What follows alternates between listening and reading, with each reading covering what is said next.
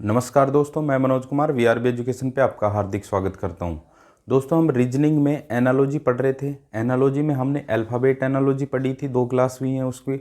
उसके बाद हमने नंबर बेस एनालॉजी की थी। आज पिछली क्लास में हमने नंबर बेस एनालॉजी कंप्लीट की थी, 2 क्लासें करके। आज हम शुरू करने जा रहे हैं वर्ड बेस एनालॉजी, जहां एक वर्ड दूसरे वर्ड से जिस तरह से संबंधित है, आगे क्वेश्चन मार्क में भी अपने को वही पैटर्न देखना है कि किस तरीके से वो वर्ड संबंधित है। ठीक है दोस्तों, तो आज वर्ड बेस एनालॉजी शुरू करते हैं। बहुत ही शानदार टाइप है बिल्कुल। इसमें आपको थोड़ा सा जनरल नॉलेज का भी पता होना चाहिए, यानी कि जिसकी जीके अच्छी होती है तो वो इस वर्ड बेस एनालॉजी में थोड़ा सा सही कर पाता है, क्योंकि जीके से रिलेटेड यहाँ पे क्वेश्चन कई बार वर्ड एनालॉजी में बना दिए जाते हैं। ठीक है, बाकी फिर भी अपन देखेंगे कहाँ कहाँ से क्वेश्चन बन सकते हैं, सारे क्वेश्चनों पे अपन बात करेंगे। पहला क्वेश्चन है, मुंबई महाराष्ट्र से जिस तरीके से संबंधित है, मुंबई महाराष्ट्र से जिस तरीके से संबंधित है, तो आपको बताना है अब भोपाल किस तरीके से संबंधित होगा। तो मुंबई किसकी, महाराष्ट्र की राजधानी है। यहाँ पे देखेंगे मुंबई महाराष्ट्र की राजधानी है, तो भोपाल किसकी राजधानी है, अपने को ये बताना है। ये राजधानी है, ये स्टेट है, तो ये राजधानी ये किस स्टेट की है, अपने को ये बताना है। भोपाल किसकी राजधानी है, तो भोपाल यहाँ पे किसकी राजधानी है, मध्य प्रदेश की है। दिल्ली की भी नहीं है, उत्तर प्रदेश की भी नहीं है, आंध्र प्रदेश की भी नहीं है, तो किसकी हो गई अपने पास, मध्य प्रदेश की। अगर आपको राजधानी सभी स्टेट की पता है तो आप इसको कर देंगे। अगर आपको राजधानी नहीं पता तब भी आप एक बार ऑप्शन को देख ले, ऑप्शन से भी आप कर देंगे। दिल्ली के आसपास के हैं तो आप बता दोगे कि जी दिल्ली भी नहीं है, उत्तर प्रदेश जी नहीं है, लखनऊ है, हाँ जी आंध्र प्रदेश जी साउथ का है, साउथ का कोई ऐसा नाम है नहीं है, भोपाल। ठीक है, चलिए अगले क्वेश्चन पे चलते हैं। Question number 2। क्वेश्चन नंबर 2 में दिया है, रंग का संबंध जो लाल से है वही वाहन का संबंध किससे होगा। यानी कि रंग रंग दे रखा है, रंग कौन सा, लाल। अब रंग में कोई सा भी दे देता, यहाँ पे रंग, और यहाँ पे कोई सा भी दे देता, ब्लू, लाल, नीला, कुछ भी। तो यहाँ वाहन, अब वाहन में कौन कौन से वाहन आते हैं, सारे वाहन ही आते हैं 4 व्हीलर, तो वो इनमें से कौन सा है। पेट्रोल वाहन थोड़ी है, टायर वाहन थोड़ी है, रोड वाहन थोड़ी है। यहाँ पे क्या आ जाएगा, ट्रक। आपका ऑप्शन बिल्कुल करेक्ट हो जाएगा कि यहाँ पे बोल रहा है कि वाहन कौन सा है, इनमें से वाहन है ट्रक। ये कह रहा है रंग कौन सा है, रंग क्या है, लाल है, तो यहाँ वाहन कौन सा है, वाहन हो जाएगा अपना ट्रक। ठीक है, चलिए क्वेश्चन नंबर 3 पर चलते हैं। क्वेश्चन नंबर 3 में दे रखा है, अर्जेंटीना पैसो जापान का संबंध किस में है। आपको अगर पता हो तो अर्जेंटीना की मुद्रा है, करेंसी है पैसो। अर्जेंटीना की करेंसी क्या है, पैसो है। अगर हमें जापान की मुद्रा का पता हो, जापान की करेंसी का पता हो, तो हम आसानी से इसका आंसर बता सकते हैं। लेकिन जापान की मुद्रा कौन सी है, जापान की मुद्रा यहाँ पे येन है, इसलिए यहाँ पे जापान का करेक्ट आंसर क्या हो जाएगा, येन हो जाएगा। अर्जेंटीना की मुद्रा पैसो और जापान की मुद्रा क्या, येन। अगर आपको जापान की मुद्रा नहीं पता होती तो आप इस क्वेश्चन को नहीं कर सकते थे। ठीक है, तो यहाँ पे मैंने बताया था जीके से रिलेटेड भी कंटेंट होता है। जिसकी जीके अच्छी होती है तो वो वर्ड बेस एनालॉजी को बहुत अच्छे से कर सकता है। ठीक है, चलिए अगले क्वेश्चन पे चलते हैं। Question number 4। क्वेश्चन नंबर 4 में है, दोस्त दुश्मन तो मरना जीना। दोस्त का अपोजिट दे रखा है क्या, दुश्मन। दोस्त का अपोजिट है क्या, दुश्मन। तो जीने का अपोजिट, मरने का अपोजिट क्या हो जाएगा, जीना। दोस्त का अपोजिट दुश्मन, तो मरने का अपोजिट जीना। तो यहाँ पे जीना का क्या दे रखा है, जिंदगी। जिंदगी यानी कि लाइफ, इसका अपोजिट है। ठीक है, तो यहाँ कुछ नहीं, अपोजिट एनालॉजी दे रखी थी, दोस्त दुश्मन, तो जीना मरना। अगले क्वेश्चन पे चलते हैं, क्वेश्चन नंबर 5। क्वेश्चन नंबर 5 में है, इंजीनियर बिल्ड तो फिजिशियन, यानी कि इंजीनियर बनाता है और फिजिशियन क्या करता है। उसी तरह है, जो इंजीनियर जो काम कर रहा है उसका पैसा दे रखा है आगे, इंजीनियर का पैसा दे रखा है, तो फिजिशियन का भी पैसा दे बताना पड़ेगा। तो फिजिशियन क्या करता है, नष्ट करता है जी नहीं, इलाज करता है, करेक्ट। निर्माण करता है नहीं, गठन करता है नहीं। तो यहाँ पे क्या आ जाएगा, फिजिशियन का सही आंसर इलाज। यानी कि जो इलाज करे वो फिजिशियन होता है। फिजिशियन एमबीबीएस जो करता है उसको फिजिशियन कहते हैं। स्पेशलिस्ट उसके बाद बनता है, वो पीजी करता है जब मास्टर डिग्री करता है, ठीक है, तब तक वो फिजिशियन रहता है। फिजिशियन का काम इलाज करना है, मरीजों को देखना है, ठीक है। और तो इसमें कहाँ से पता चला अपने, इंजीनियर का काम दे रखा था क्या, बिल्ड करना, ठीक है। चलिए अगले क्वेश्चन पे, क्वेश्चन नंबर 6। क्वेश्चन नंबर 6 है मुद्रा येन दिशा बताओ। मुद्रा यूरो, यूरो क्या है, एक मुद्रा है, यूरो क्या है, एक मुद्रा है। और बताओ दिशा इसमें से कौन सी है, अंदर है नहीं, वाह व्रत है नहीं, बाहर है नहीं, तो दिशा कौन सी आ जाएगी, दक्षिण पूर्व क्या है, एक दिशा है। जिस तरह से मुद्रा क्या है, मुद्रा कौन सी है, यूरो है, उसी तरीके से दिशा कौन सी आएगी, दक्षिण पूर्व। इसमें से क्या है, दिशा, दिशा ऑप्शन में से एक में ही है, ए ऑप्शन में, बाकी इसमें तो बाहर व्रत और अंदर है, दिशा केवल ए ऑप्शन में। इसका मतलब दिशा की बात कर रहा है तो दिशा तो यही है, क्योंकि यहाँ बात मुद्रा की कर रहा है, मुद्रा तो यही है, ठीक है। चलिए अगले क्वेश्चन पे चलते हैं, क्वेश्चन नंबर 7। क्वेश्चन नंबर 7, जिस तरह से कलम स्याही से रिलेटेड है उसी तरह से बल्ब किससे संबंधित होगा। कलम स्याही से रिलेटेड का मतलब यहाँ पे कलम किससे काम करता है, स्याही से, यानी कलम किससे चलती है, स्याही से चलती है। तो बल्ब किससे चलेगा आपका, बल्ब किससे चलता है, बिजली से। ये लो जी बिजली ऑप्शन, तो बिजली किस में है, ऑप्शन नंबर बी में अपना बिजली है, तो यहाँ पे ऑप्शन बी सही हो जाएगा, ठीक है। रिलेटेड दे रखा है कलम और स्याही, हमने देखा कलम और स्याही किस तरह से रिलेटेड है, यानी कि कलम किससे चलती है, काम करती है, स्याही से करती है, तो बल्ब किससे काम करेगा, बिजली से। तो ऑप्शन नंबर बी हाँ से अपना बिल्कुल करेक्ट हो जाएगा। अगले क्वेश्चन पे चलते हैं, क्वेश्चन नंबर 8। हरिप्रसाद चौरसिया किससे, बांसुरी से संबंधित हैं, तो बिस्मिल्लाह खां किससे संबंधित होंगे। अभी आप अगर देखो, आपको ने अगर स्टैटिक जीके पढ़ी है, अगर आप लोकेश जी वाली स्टैटिक जीके की क्लास ले रहे हैं तो आप पता चलेगा आपको कि हरिप्रसाद चौरसिया क्या बजाते हैं, बांसुरी बजाते हैं, यानी कि बांसुरी वादक हैं कौन, हरिप्रसाद चौरसिया। तो बिस्मिल्लाह खां यहाँ पे क्या बजाते हैं, तो बिस्मिल्लाह खां कौन है, शहनाई वादक। ये जीके में भी आपसे डायरेक्ट पूछ लेता है कि हरिप्रसाद चौरसिया कौन सा वाद्य यंत्र बजाते हैं। तो हरिप्रसाद चौरसिया जिस प्रकार से बांसुरी बजाते हैं, बिस्मिल्लाह खां उसी तरह से क्या बजाते हैं, शहनाई बजाते हैं। तो इस क्वेश्चन में क्वेश्चन नंबर 8 का ऑप्शन नंबर सी शहनाई बिल्कुल सही हो जाएगा। और ये सही तभी होगा जब आपको पता है कि हरिप्रसाद चौरसिया क्या बजाते हैं, ठीक है। चलिए अगले क्वेश्चन पे चलते हैं, जीके से रिलेटेड क्वेश्चन था ये। हाँ जी, क्वेश्चन नंबर 9। घर और छत इस तरह से संबंधित है जैसे पृथ्वी और क्या। अभी घर और छत किस तरह से संबंधित हैं भाई, यानी कि घर के ऊपर छत होती है, घर के ऊपर छत होती है, इस तरीके से ही तो संबंधित हैं। तो बताओ पृथ्वी के ऊपर क्या स्थित होगा, पृथ्वी के ऊपर क्या आ जाएगा, पृथ्वी के ऊपर आ जाएगा आपका, देखेंगे पर्वत नहीं, नदी नहीं, पोल नहीं, आकाश। पृथ्वी के ऊपर क्या है, आकाश है। जिस प्रकार घर के ऊपर क्या है, छत है, पृथ्वी के ऊपर क्या आ जाएगा आपका, आकाश आ जाएगा। बिल्कुल सिंपल लॉजिक था यहाँ पे, तो इसका आकाश बिल्कुल करेक्ट आंसर हो जाएगा, जो कि ऑप्शन नंबर किस में है, ए में है। चलिए अगले क्वेश्चन पे चलते हैं, क्वेश्चन नंबर 10। क्वेश्चन नंबर 10, अब ये देखो यहाँ पे साइंस का क्वेश्चन दे दिया। अगर आपकी साइंस बहुत अच्छी है तो इस वर्ड बेस एनालॉजी की आप बहुत आसानी से कर सकते हैं। अगर जिसमें साइंस में जिसका यूनिट याद है नहीं है तो वो इस क्वेश्चन को नहीं कर सकता। जैसे दबाव का संबंध पास्कल में, यहाँ दबाव का यूनिट दे रखा है क्या, पास्कल। आगे विद्युत का संबंध वाट से, विद्युत का संबंध वाट से, यूनिट दे रखा है। इसी प्रकार कह रहा है कि ताप का संबंध किससे होगा, ताप का संबंध किससे होगा, तो ताप का संबंध किसमें, ताप किसमें नापते हैं, केल्विन में नापते हैं। ताप का टेम्परेचर केल्विन एक सही ऑप्शन है।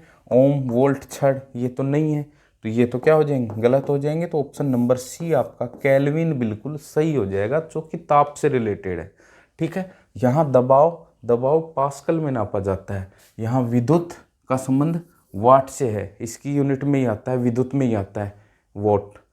ठीक है, चलिए अगले क्वेश्चन पे चलते हैं। Question number 11।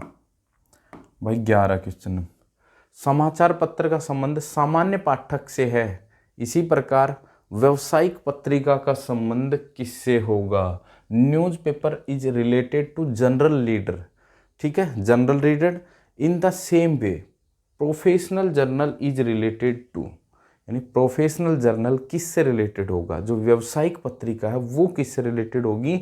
जैसे समाचार पत्र तो सभी सामान्य पाठक सभी पढ़ते हैं, ठीक है, तो बताओ ये प्रोफेशनल पत्रिका या व्यावसायिक पत्रिका, प्रोफेशनल जर्नल किससे रिलेटेड होंगे? तो प्रोफेशनल जर्नल जो कि किस में होते हैं, शोधकर्ता जो होते हैं ना उनसे रिलेटेड होते हैं, कि जो शोध करते हैं ना वो जो पत्रिका छापते हैं, यानी कि जो पीएचडी जो करता है वो जो पत्रिका छापता है उसको कहते हैं अपन क्या, व्यावसायिक पत्रिका या प्रोफेशनल जर्नल उसको बोलते हैं। जो अपने थीसिस तैयार करता है, जो पत्र तैयार करता है उनको बोलते हैं। तो उनका उपयोग कौन करता है? शोधकर्ता करते हैं, शोधकर्ता वो बनाते हैं। तो इनका संबंध, प्रोफेशनल जर्नल का संबंध किससे है? शोधकर्ताओं से है। समाचार पत्र जो सामान्य न्यूज़पेपर आते हैं तो उसको तो सामान्य पाठक करते हैं, सभी पढ़ते हैं, सभी उसका उपयोग करते हैं। लेकिन जो प्रोफेशनल जर्नल होते हैं शोधकर्ता ही उनसे रिसर्च करके तो वो लिखे जाते हैं, लेकिन और रिसर्चर भी उसको देख के रिसर्च आगे करते हैं। ठीक है, तो यहाँ पे व्यावसायिक पत्रिका किससे हो जाएगा? शोधकर्ताओं से हो जाएगा। अगले क्वेश्चन पे चलते हैं, क्वेश्चन नंबर 12। जो संबंध दर्जी का सिलाई मशीन से है तो वही संबंध बताओ आगे किसका किससे होगा? दर्जी का संबंध सिलाई मशीन से है। दर्जी किसका उपयोग करता है? सिलाई मशीन का उपयोग करता है। उसी तरह इलेक्ट्रिशियन महंगा नहीं, किसान पौधे का उपयोग थोड़ी करता है, नहीं, कैंचे का बल नहीं, पुलिस हथकड़ी का प्रयोग करती है, पुलिस चोर को पकड़ने के लिए हथकड़ी का प्रयोग करता है, दर्जी कपड़े को सिलने के लिए सिलाई मशीन का प्रयोग करता है। तो यहाँ ये इनके प्रोफेशन में ये जरूरी चीज़ है क्या? सिलाई मशीन। तो पुलिस के प्रोफेशन में जरूरी चीज़ क्या हो जाएगी? हथकड़ी। क्रिमिनल को पकड़ने के लिए उसको क्या चाहिए? हथौड़ी चाहिए। और दर्जी को कपड़ा सिलने के लिए क्या चाहिए? मशीन चाहिए। तो इस तरीके में दर्जी जो सिलाई मशीन से संबंधित है तो उसी तरीके से पुलिस किससे संबंधित होगा? हथकड़ी से संबंधित होगा। तो इसका क्वेश्चन का ऑप्शन नंबर डी आपका बिल्कुल करेक्ट हो जाएगा। ठीक है, चलिए अगले क्वेश्चन पे चलते हैं। Question number 13।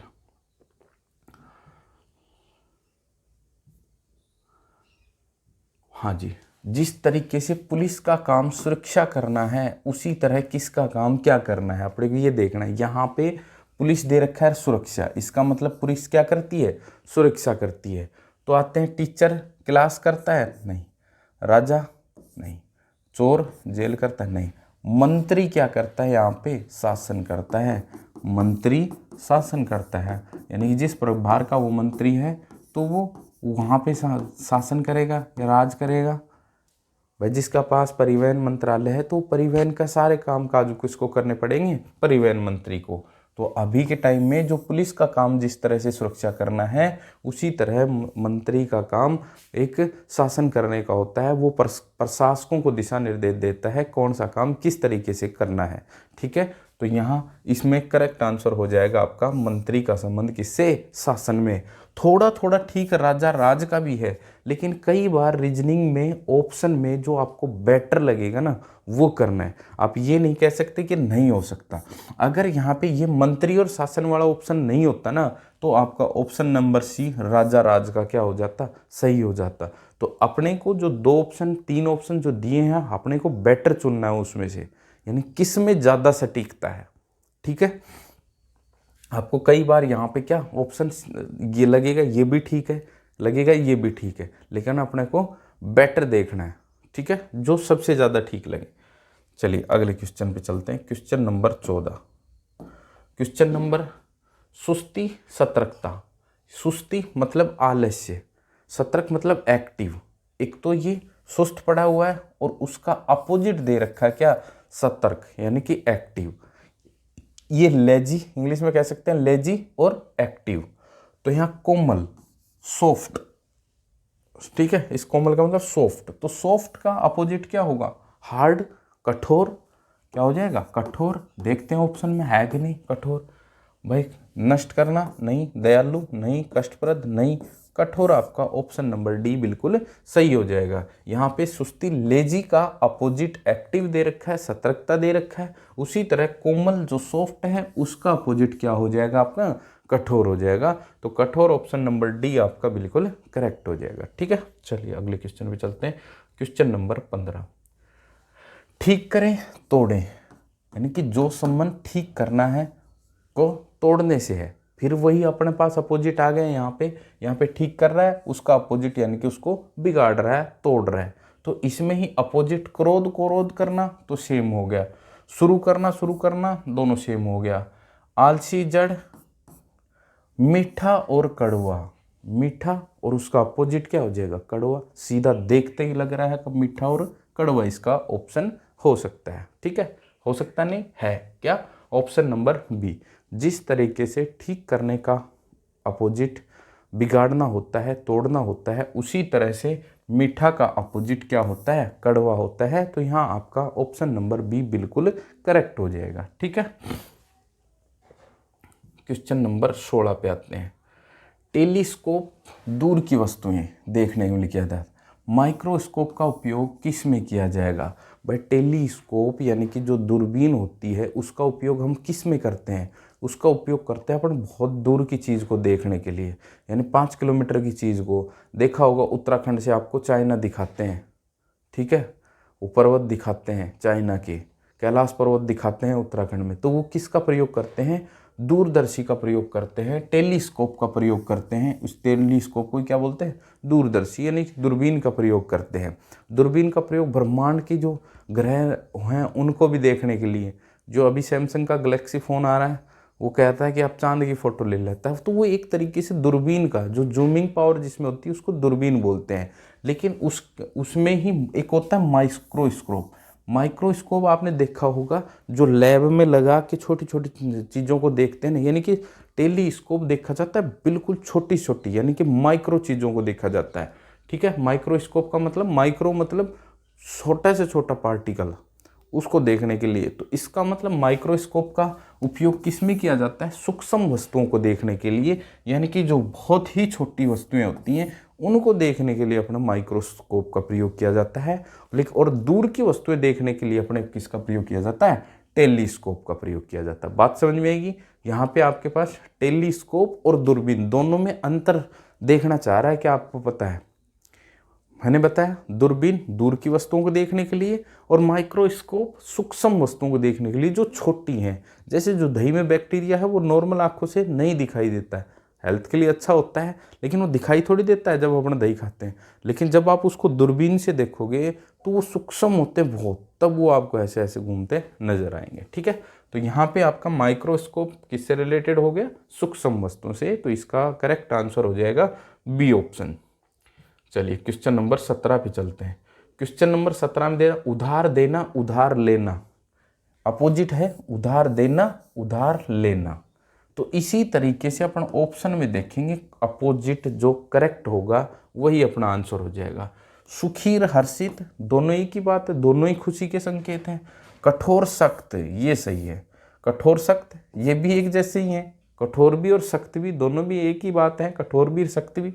रोमांचक उबाऊ, ठीक है, रोमांचक उबाऊ। उधार लेना उधार देना, तीखा और धारदार, तीखा मतलब पहनना और धारदार वो भी क्या होता है, पहनना। रोमांचक और उबाऊ, रोमांचक और उबाऊ यहाँ करेक्ट हो। रोमांचक मतलब कि बहुत ही अच्छा लगने वाला और उबाऊ का मतलब बहुत खराब लगने वाला। तो ये इसके जस्ट क्या हो गया, अपोजिट हो गया ना, रोमांचक और उबाऊ। रोमांचक का मतलब जिसमें देखने में बहुत ही अच्छा मजा आ रहा है, बहुत ही अच्छा लग रहा है, और वहीं दूसरी तरफ उबाऊ का मतलब अपन उससे परेशान हो गए, ऊब गए, देखने का मन नहीं कर रहा। जैसे कोई आप मूवी देख रहे हैं, एक तो बहुत रोमांचक लगती है यानी कि बहुत मज़ा आ रहा है, और उबाऊ अगर बोर हो रहे हो आप, तो दोनों एक दूसरे क्या हो गए, अपोजिट हो गए। हर्षित और सुखी दोनों एक ही बात है, कठोर सख्त दोनों ही एक बात है, तीखा और धारदार दोनों एक बात है, यानी कि ये इसके सेम है, सिनोनिम्स हैं। लेकिन अपने को क्या चाहिए, इसका अपोजिट चाहिए। तो उधार लेना ये आपस में अपोजिट है, तो इसका करेक्ट आंसर हो जाएगा रोमांचक और उबाऊ। ठीक है, चलिए अगले क्वेश्चन पे चलते हैं।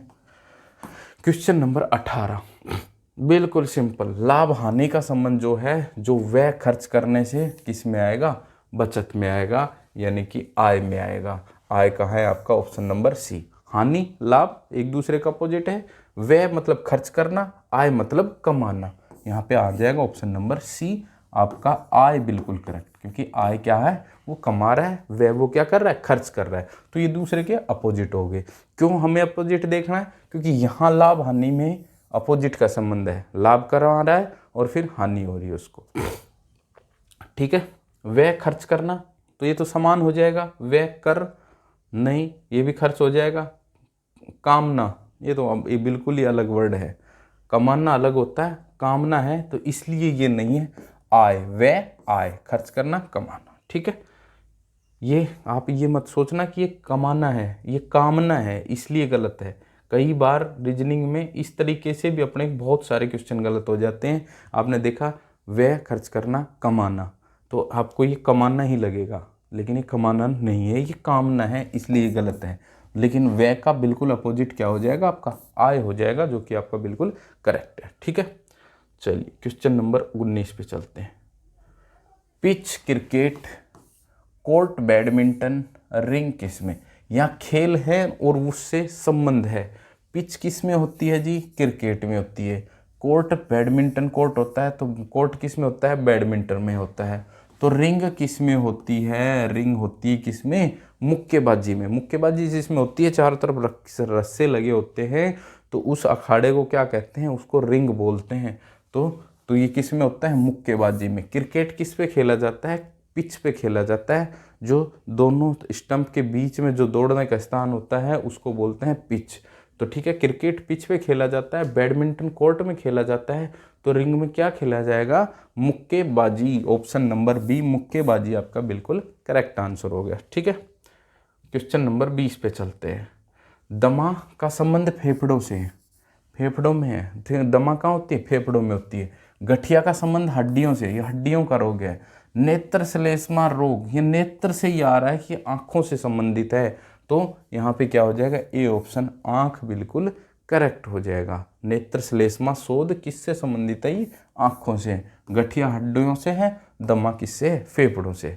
दोस्तों ये आपके रीजनिंग के 20 क्वेश्चन थे। अगर आप इन क्वेश्चनों को केवल देखते ही हैं, तो जब आगे आपका क्वेश्चन आता है तो ये एक आपके दिमाग में एक छवि बन जाती है, आपको सोचने की क्षमता पैदा हो जाती है। हमें क्वेश्चन को किस तरीके से देखना है, हमें अपोजिट का देखना है, कि हमें वो जीके रिलेटेड क्वेश्चन है, कि वो सिनोनिम से रिलेटेड क्वेश्चन है। तो ये अपने को जब क्वेश्चन करते हैं, अपन साथ साथ प्रैक्टिस करते हैं, तो उससे पता चलता है। ठीक है, वर्ड बेस्ड एनालॉजी में कोई लॉजिक नहीं है, ये आपकी सामान्य क्षमता के ऊपर निर्धारित करता है। लेकिन फिर भी अपन कुछ क्वेश्चन देखे तो हमें पता चला कि मुद्रा से संबंधित क्वेश्चन आते हैं, तो अपन कुछ मुख्य मुख्य जो कंट्री होती हैं उनकी मुद्रा अपन क्या करेंगे, याद रखेंगे, जिससे अपन यहाँ हो सकता है नदियाँ और देश दे दे। ठीक है, तो वर्ड बेस्ड एनालॉजी में कोई फिक्स ये नहीं है, लेकिन यहाँ ज़्यादातर पूछा जाता है स्टेट और उसकी राजधानियाँ। ठीक है, राज्य राजधानियाँ पूछ लिया, देश उसकी करेंसी पूछ लिया, देश उसकी नदियाँ पूछ लिया। ठीक है, तो इस तरह से, और व्यक्ति का नाम देख के उसका प्रोफेशन पूछ दिया। अगर किसी राजनेता का नाम देख के उसका ओहदा पूछ दिया। इस तरह से रिलेटेड इसमें बहुत ज़्यादा क्वेश्चन बनते हैं। तो दोस्तों अगली क्लास में हम और भी बेहतरीन वर्ड बेस्ड एनालॉजी से क्वेश्चनों को करेंगे। उसके बाद अपने एक जनरल लाइफ बेस्ड एनालॉजी और बचती है। 4 टाइप की एनालॉजी मैंने बताई थी, alphabet, number base, word base और एक जनरल लाइफ बेस। ठीक है, तो अपन चौथी की जो जनरल लाइफ बेस्ड एनालॉजी होगी उसमें भी अपन जनरल चीज़ों को उसमें ऐड करेंगे, और जिसमें जनरल क्वेश्चन जहाँ जहाँ से बन सकते हैं उन सबको बनाएंगे। उसके बाद अपन एनालॉजी अपनी 8 क्लासों में, 4 टाइप थी, हर टाइप की 2-2 क्लासों में कंप्लीट हो जाएगी। इसके बाद इस 8 क्लासों करने के बाद जब आप एनालॉजी का क्वेश्चन देखेंगे तो आपको करने का तरीका मालूम होगा, दिमाग काम करेगा कि मेरे को किस तरीके से सोचना है। ठीक है दोस्तों, मिलते हैं हम अगली क्लास में। धन्यवाद।